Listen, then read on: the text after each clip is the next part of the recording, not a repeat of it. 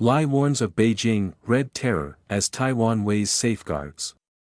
Taiwanese President Lai Ching-te called on the island's governing party on July 19 to unite against what he described as Communist China's Red Terror, warning that democratic Taiwan must never be turned into China's Taiwan.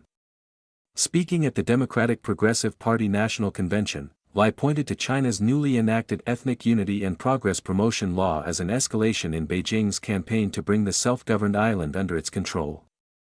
The law represents a move by the Chinese Communist Party from opposing independence toward forced unification under the guise of ethnic unity, Lai said.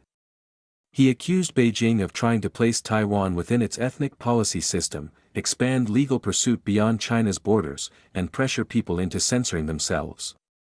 Lai said his government would establish prevention strategies, countermeasures, and protection mechanisms and deepen cooperation with other democracies. Ethnic Unity Law. China's National People's Congress passed the law on March 12, and it took effect on July 1. The full legal text places ethnic affairs policy under Chinese Communist Party leadership and directs government agencies, schools, media outlets, businesses, religious organizations, families, and internet platforms to promote a state-defined Chinese national identity. One provision instructs Chinese authorities to expand exchanges with Taiwan and strengthen Taiwanese people's sense of belonging to and identification with what the law calls the Chinese nation.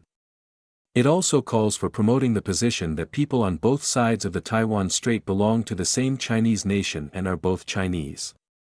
Article 63 states that organizations and individuals outside China may be held legally responsible for conduct directed against China that Beijing defines as damaging ethnic unity or creating ethnic division. The provision does not specify what penalties would apply or how Chinese authorities would enforce such claims in other countries. Taiwan's foreign ministry said the law attempts to use Chinese domestic legislation to exercise long-arm jurisdiction and transnational repression against people in Taiwan and other countries. The ministry also warned that its broadly worded restrictions could encourage self-censorship. Beijing and Taipei are technically still at war, as the Chinese Civil War never formally ended with a peace treaty or armistice. Taiwan continues to have its own elected government, military, currency, and legal system. However, Beijing claims the island as part of China and has not ruled out using force to bring it under its control. Taiwan rejects Beijing's sovereignty claim. Legislative countermeasures.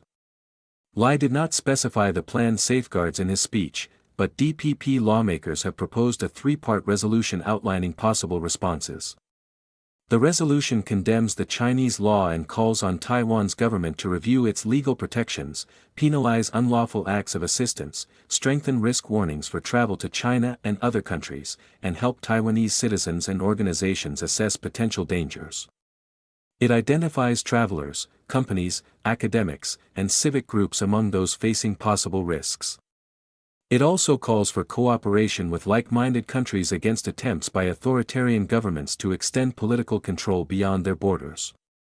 Taiwan's executive yuan is the cabinet, and the legislative yuan is the national legislature. Lai's DPP controls the presidency, while the opposition Kuomintang and Taiwan People's Party, who support eventual cross-strait unification, hold a legislative majority. An initial attempt to place the resolution on the legislative agenda failed on July 3, when KMT and TPP lawmakers voted against the DPP caucus's motion, preventing discussion at that sitting. The same proposal was subsequently placed on the plenary agenda. The legislative yuan's procedural record says lawmakers moved it directly to a second reading and referred it to cross-party negotiations on July 14. The record listed the resolution for plenary discussion on July 17 and July 21. Existing protections. Lawmakers have separately questioned government officials about protections that could be implemented without waiting for the resolution. During a July 1 hearing, DPP lawmaker Lin Chuyin asked officials to assess the risks facing ordinary travelers, diplomats, military personnel, civil society groups, and others who could be targeted while overseas. Mainland Affairs Council Deputy Minister Shin Yucheng said his agency would work with the Foreign Ministry and Taiwan's overseas representative offices to assess risks in countries that have legal assistance or extradition arrangements with China, or close diplomatic ties to Beijing. The government could raise travel risk warnings where necessary, he said. Defense Minister Wellington Koo said military personnel posted abroad already received training in communications security, counter-surveillance, and risk assessment. Deputy Foreign Minister Chen Ming-chi said the Foreign Ministry would coordinate with foreign governments and other Taiwanese agencies to protect officials and ordinary citizens traveling overseas. In a separate July 6 hearing, National Security Bureau Director General Tsai Ming-yen said the Bureau was monitoring the CCP's actions relating to the new law and would increase public awareness of the national security risks during travel and other exchanges with China. The DPP resolution remains in cross-party negotiations, leaving lawmakers to decide whether to advance its proposed legal reviews, travel warnings, penalties, and overseas protections.